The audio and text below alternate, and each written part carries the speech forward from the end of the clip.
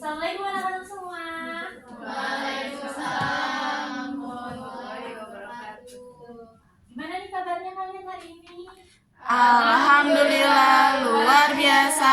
Allahu Akbar. Aduh, mantep ya. Kayaknya udah pada siap nih buat belajar hari ini ya. Udah Ya, siap, ya, Bu. mungkin sebelum mulai kita bakal berdoa dulu ya. Berdoa sebelum mulai pelajaran dimulai. Doa selesai. Oke, sebelumnya Ibu mau absen dulu nih. Pada hadir nggak ya? Pertama ada Niken, Hadir, Bu.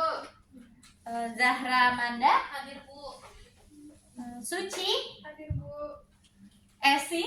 Hadir, Bu. Oke, udah lengkap ya. Oke, kita bakal mulai. Hari ini kita bakal masuk ke bab 4 tentang mekanisme debit kredit akuntansi perbankan syariah. Cuma sebelumnya nih kita kan belajar bab 3 tentang apa, coba ada yang inget nggak? Bab sebelumnya. Apa tuh? Iya betul, persamaan dasar akuntansi perbankan syariah. Jadi kalau kemarin kita udah belajar nih mengenai rumus dasarnya, persamaan dasarnya, kita bakal bedah lebih dalam lagi gimana tentang cara pencatatan transaksinya di dunia nyata. Oke, kita bakal lanjut. Oke, di sini ada tujuan pembelajarannya yang diharapkan akan tercapai setelah pembelajaran pada hari ini selesai, yaitu kalian dapat memahami konsep dasar debit kredit dalam konteks syariah, lalu dapat menjelaskan perbedaan mekanisme akuntansi konvensional dengan syariah, dan serta didik mampu menganalisis contoh transaksi unik pada perbankan syariah, juga mampu melakukan pencatatan transaksi syariah sesuai dengan prinsip syariah yang ada.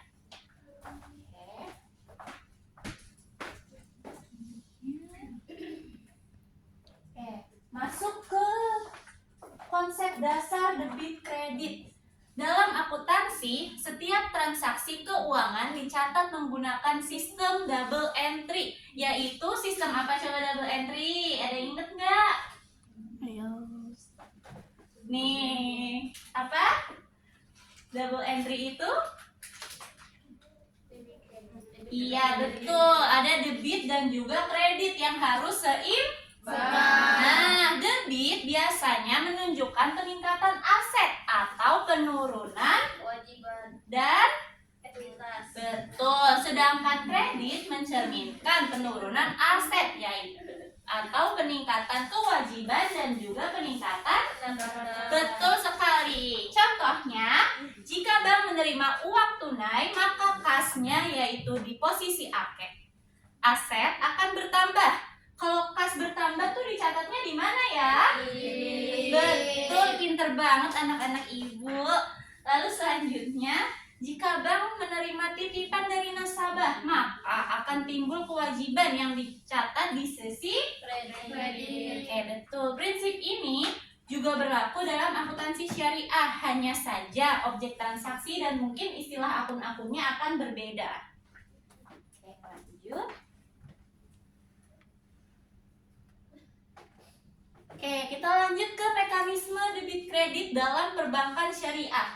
Secara teknis, mekanisme pencatatan debit kredit dalam perbankan syariah sama aja nih dengan akuntansi perbankan konvensional. Namun, akad yang mendasari transaksi dan jenis pendapatannya berbeda. Contohnya, dalam akad mudharobah seperti yang sudah dijelaskan oleh Ibu di pertemuan sebelumnya, bank mencatat dana yang diterima dari nasabah sebagai dana syirkah temporer yang bersisi di kredit dan kasnya ada di debit. Lalu di dalam akad murabahah, pendapatan dicatat sebagai pendapatan margin yang berada di sisi kredit, bukan sebagai Iya, dalam akad ijarah, bank memperoleh pendapatan ijarah atau yang berada di sisi kredit sebagai imbalan atas jasa sewa.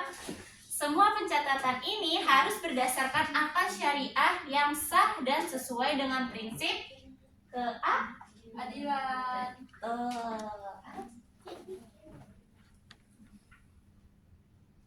Oke, sekarang kita ke ilustrasi umum mekanisme debit kredit dalam bank syariah. Untuk memudahkan pemahaman, bayangkan nih sistem debit kredit sebagai dua timbangan yang harus seimbang, yaitu ketika aset bertambah, misalnya kas diterima, maka sisi debit bertambah. Namun ketika bank memiliki kewajiban membayar bagi hasil, maka sisi kredit juga akan bertambah. Bank syariah juga menggunakan akun-akun khusus, diantaranya yaitu ada piutang murabahah, yang biasanya kalau di akuntansi konvensional dikenal sebagai piutang bunga. Betul. Nah, kalau dana syirkah temporer biasanya kalau di akuntansi konvensional dikenal sebagai utang bunga. Nah, kalau pendapatan ijarah di akuntansi konvensional biasanya dikenal dengan pendapatan bunga. Oke. Dengan tetap menggunakan prinsip akuntansi ganda ini, Bank Syariah menyusun laporan keuangan yang mencerminkan nilai-nilai syariah yang ada. Sebelumnya ada yang mau bertanya nggak nih terkait dengan konsep tadi, mekanisme sama ilustrasi ini? Paham ya? Oke, kita bakal lanjut ke contoh pencatatannya. Di sini Ibu bakal ngasih contoh pencatatan terkait akad mudharabah, murabahah, dan juga ijarah. Pertama kita ke mudharabah. Di sini ada soal, pada 20 Agustus nasabah menempatkan dana dengan akad mudharabah sebesar 50 juta. Dana ini dikelola oleh bank untuk kegiatan usaha yang halal dan menghasilkan keuntungan. Maka jurnal saat penerimaan dananya yaitu di sini bisa dilihat kas yang senilai 50 juta pada dana syirkah temporer mudharabah yang senilai sama yaitu 50 juta. Oke, pada tanggal 22 Agustus dana pada tanggal 20 Agustus telah dikelola dan memperoleh keuntungan. Bank memberikan bagian keuntungan yang menjadi hak nasabah sebesar 2 juta sesuai dengan nisbah yang disepakati. Maka dibuatlah jurnal saat pembagian hasil, yaitu beban bagi hasil senilai 2 juta pada hutang bagi hasil yang senilai 2 juta. Ya, betul. Oke, contoh selanjutnya di sini ada contoh pencatatan murabahah. Ayo, diperhatikan untuk yang ini ya, karena untuk pencatatan murabahah ini nanti di akhir akan Ibu kasih latihan soal. 25 Agustus, Bank Syariah Amanah membeli barang dari pemasok dengan harga 10 juta secara tunai. Lalu, pada tanggal 27 Agustus, nasabah membeli barang yang dibeli Bank Syariah tadi pada tanggal 25 ini, tapi nasabah membelinya secara kredit seharga 12 juta rupiah. Maka, jurnal yang akan dibuat oleh Bank Syariah Amanah pada saat pembelian barang yaitu pada 25 Agustus, persediaan barang murabahah sebesar 10 juta pada kas sebesar 10 juta. Lalu jurnal saat penjualan barang ke nasabahnya pada 27 Agustus yaitu piutang murabahah sebesar 12 juta, pada pendapatan margin murabahah sebesar 2 juta, dan persediaan barang murabahah sebesar 10 juta. Ini ada yang tahu nggak kira-kira 2 jutanya dapat dari mana? Iya betul, dia tuh selisih harga jual dengan harga beli si Bank Syariah Amanah. Oke, lanjut. Ya, contoh terakhir ada contoh pencatatan ijarah. Di sini ada soal pada 28 Agustus bank menyewakan mobil operasional kepada nasabah sebesar 5 juta per bulan. Di sini dibuat jurnal jika sewa dibayar di mukanya sebesar 5 juta yaitu kas pada pendapatan ijarah. Sedangkan jurnal jika sewanya dibayar di akhir. Ada piutang ijarah pada pendapatan ijarah sebesar 5 juta rupiah. Oke, karena kayaknya pada lemes ya. Jadi kita masuk ke sesi ice breaking. Di sini ice breakingnya bakal rulesnya kayak sikut, sakit, sikat. Sikat. Jadi hadiah yang bakal Ibu kasih bakal langsung kalian sikat. Ada yang mau maju nggak perwakilan? Kalau nggak Ibu tunjuk. Mungkin Ibu butuh 6 orang. Siapa yang mau maju? 6 orang. Ayo. Di sini aja nih. Di depan sini. Karena ada barangnya yang perlu disikat. Siapa yang mau maju? Iya. Iya. Ayo maju.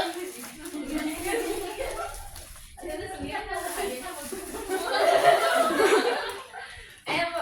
Dua di sini. Ini dua-duanya nih bisa disikat sama satu orang kalau yang satunya kalah. Kita bagi dua aja sih. Iya, bagi dua. Udah dong. Nggak ada sensasi menariknya kalau begitu. Ayo nanti aku jelasin. Kamu lawan siapa dulu? Ara sama Niken. Iya, Nih. iya. Satu lagi, ini duduk, Bu. Boleh duduk ada gini. Lu situ, sono sini. Ini dekat banget sama itu lagi. Ini cantik. Nggak apa-apa sayang. Ngadep gimana? Yang ngadep aku boleh, ngadep ke mereka boleh. Maunya gimana? Mana sih? Ya udah depan-depan ya. Iya. Depan-depan. Depan, Mbak. Ah, masa aku sini? Ini di tengah-tengah. Kalau itu kita sama ngambil lagi. Udah siap ya? Jadi kalau ibu bilang sikut, kalian bilang sikut. Kalau sakit, pegang perut. Kalau sikat baru disikat yang ada di depan. Cepet-cepetan sama lawannya. Enggak salah pegang gitu. Masa dia yang Gila, enggak. Oke. Tunggu. curang. 2 hadiah buat 1 orang. Iya.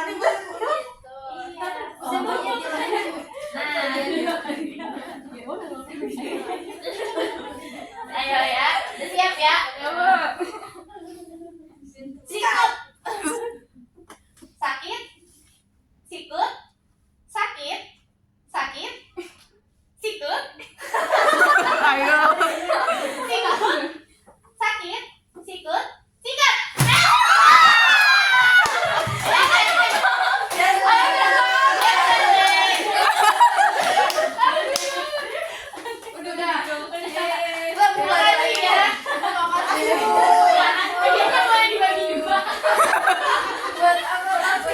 Makasih partisipasinya.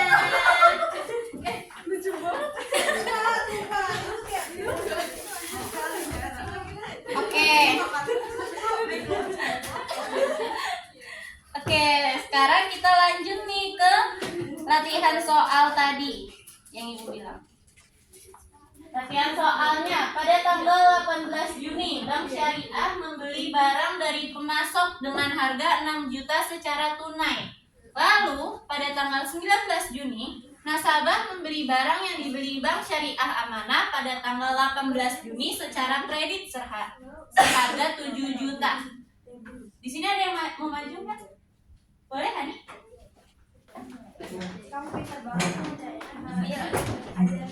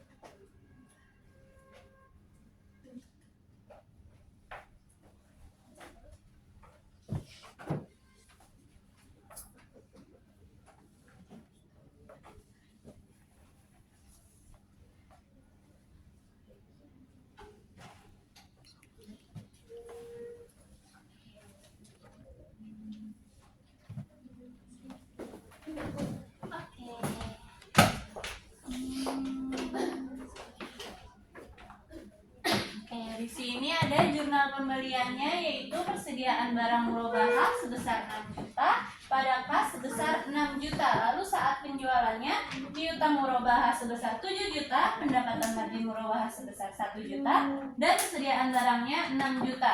Betul nggak nih kira-kira? Betul sekali. Karena Hani udah maju, Hani dapat ini. Terima kasih. Oke, kita lanjut ke kesimpulan. Di sini ada yang mau bacain kesimpulan nggak? Sumpah, boleh? Jadi mekanisme debit dan kredit dalam akuntansi perbankan syariah itu menggunakan sistem double entry seperti akuntansi konvensional. Jadi bedanya terletak pada dasar transaksi yang menggunakan akad syariah seperti murabahah, murabahah, dan ijarah. Setiap akad memiliki pencatatan khusus. Contohnya dana murabahah itu dana syariah temporer atau kredit. Penjualan murabahah ini pendapatan margin atau kredit. Sewa ijarah ini pendapatan ijarah atau kredit. Jadi bank syariah juga menggunakan istilah akun yang sesuai prinsip syariah seperti piutang, murabahah, dan pendapatan ijarah bukan bunga. Jadi tujuannya untuk melakukan laporan keuangan yang adil, transparan, dan sesuai nilai-nilai Islam.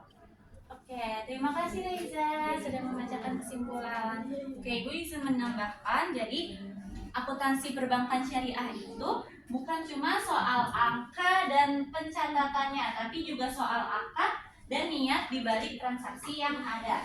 Walaupun cara pencatatannya mirip-mirip nih dengan bank konvensional, tapi dalam syariah ini semuanya sesuai dengan prinsip syariah yang ada, seperti akadnya, terus nama-nama akunnya itu sesuai dengan semua prinsip syariah yang ada. Oke, mungkin segitu aja materi Ibu pada hari ini. Semoga apa yang Ibu sampaikan bisa bermanfaat untuk kalian semua. Dan sukses terus buat kalian semua. Sama-sama. Sebelum kita mengakhiri pelajaran kita pada hari ini, mungkin sebaiknya kita tutup dengan doa juga, karena tadi sudah dimulai dengan yang baik-baik, maka akhiri dengan yang baik-baik. Sebelum mengakhiri pelajaran, hari ini kita berdoa dimulai. Berdoa selesai. Oke, terima kasih semuanya. Terima kasih.